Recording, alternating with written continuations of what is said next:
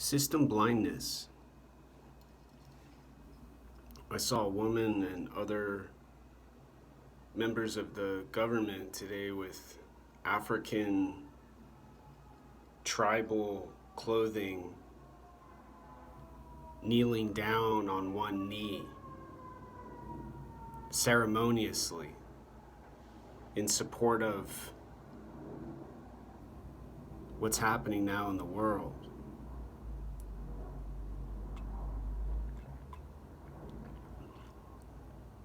And I continue to recognize and observe this kind of blindness in the system with all the processes, passing laws,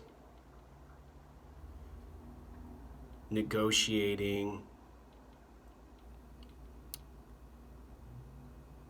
and not only the justice involved,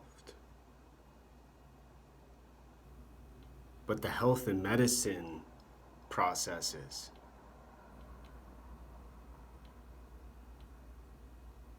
Not always apparent and recognizable with faces and bodies with their skin sagging down to their midsection, their wrinkles going diagonal, and their eyes crooked and narrow.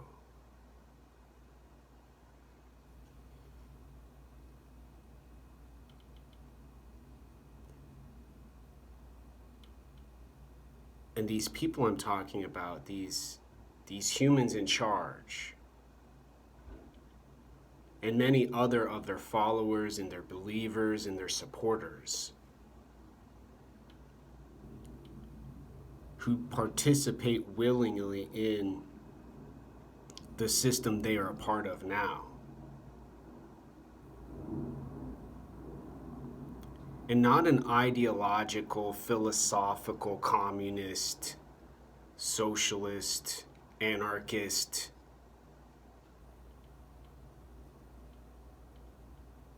possibly dangerous word.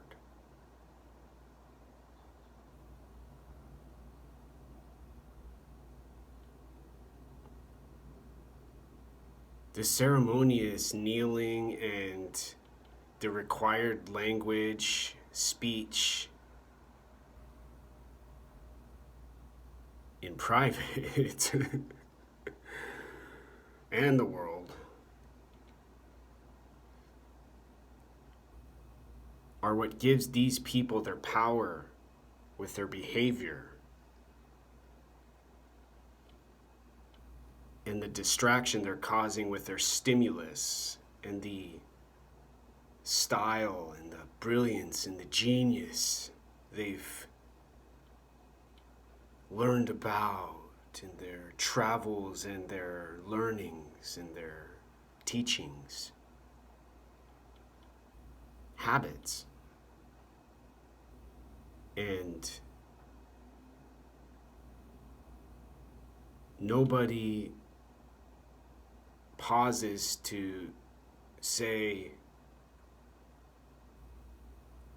what's being accomplished. What are these habits and these rituals and these practices and these choices about behavior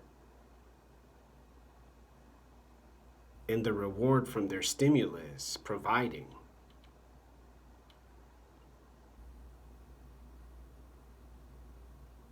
Other than a system to control and restrict and maintain the world and the planet as a civilization with what they describe as society.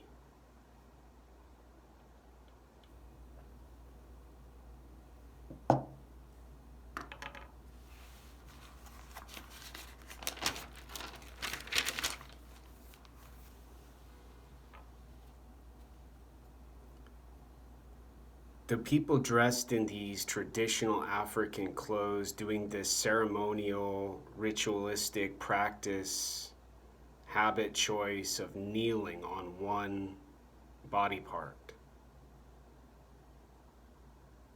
have to do with austerity, eliminating the whiteness described in the austerity they're fighting against, and the behavior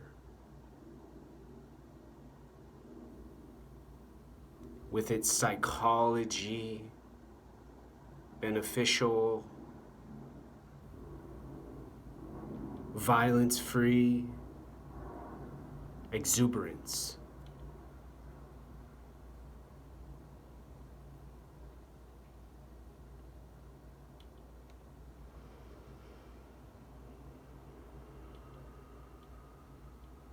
And so these people wear these colors. They get on one knee and they give the world a stimulus, cheering on the rioters and praising the nonviolent protesters.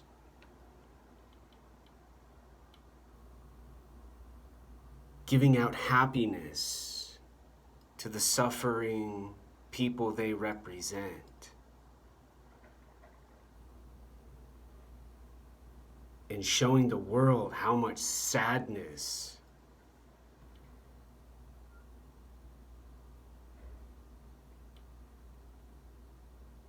emotionally there is now. Stimulus goes both ways, a lot like fetishes and sex. People slapping each other and kicking each other and finding pleasurable emotions, excitement and happiness. But for people like me and most other folks and people, other humans, they're scary and terrifying choices during a pleasurable example. And then there's happiness with the stimulus. The soda from the fountain in the old days, the hot dog stand in the 90s, and now the slogan with the language and the letters and the color and the vibrance from the consciousness absorbing the material.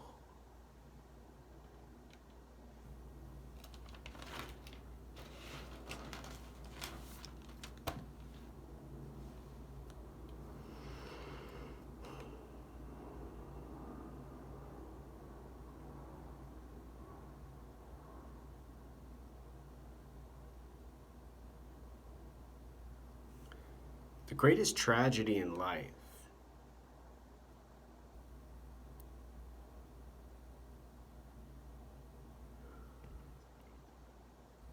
I keep seeing and hearing.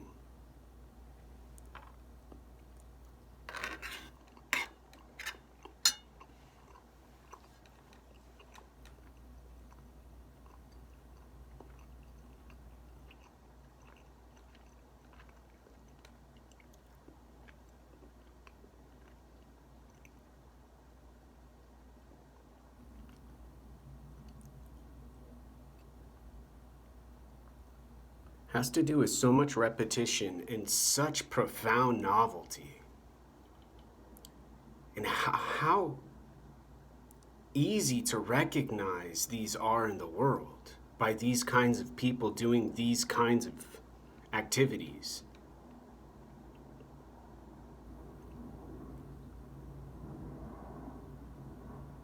And the most horrendous part, time just going and going and going. And the faces of these people getting more and more chubby and flat. Their bodies more bright and simple.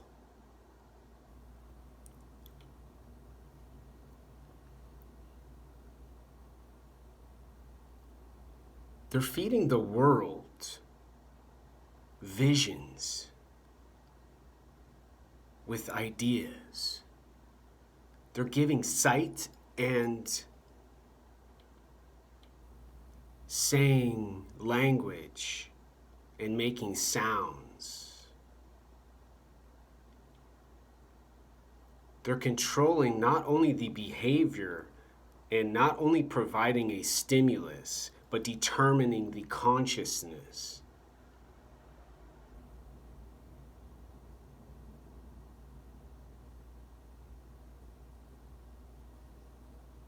With what they describe as freedom as their goal.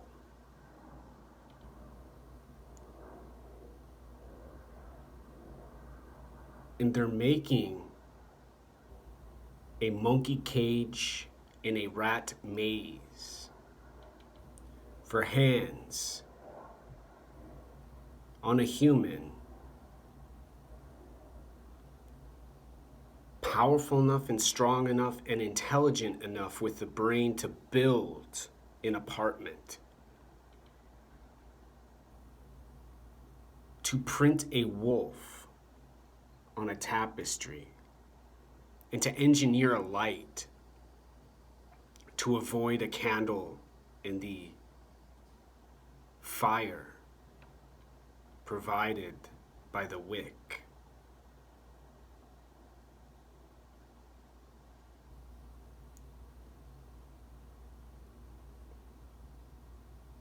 There's no more energy to be given.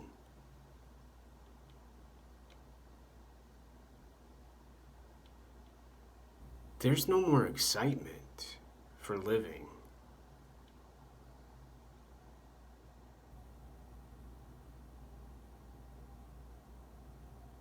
There's only a planet called Earth now, with people in charge, social groups,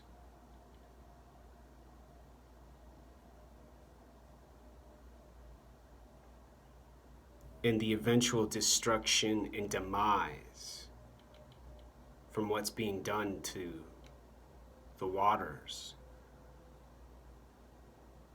and especially the people.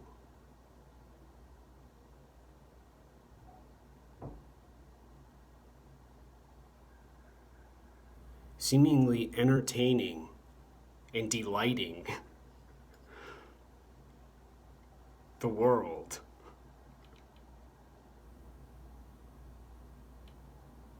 While animals are dying slowly,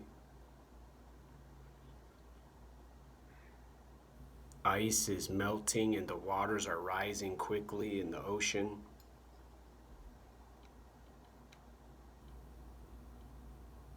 And people struggle with stuff like obesity, addiction, confusion,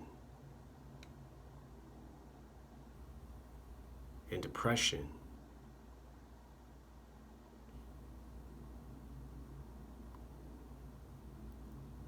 Nobody ever says they have a dream anymore. Nobody ever says, other than Barack Obama, Mr. Former President Barack Obama,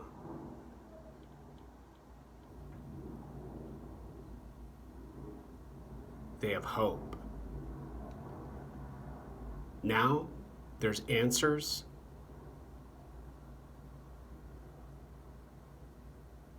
And no problems.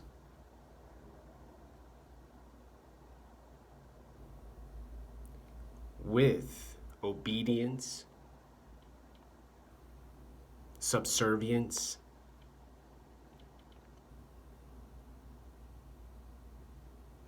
and quietness, with silence. Now,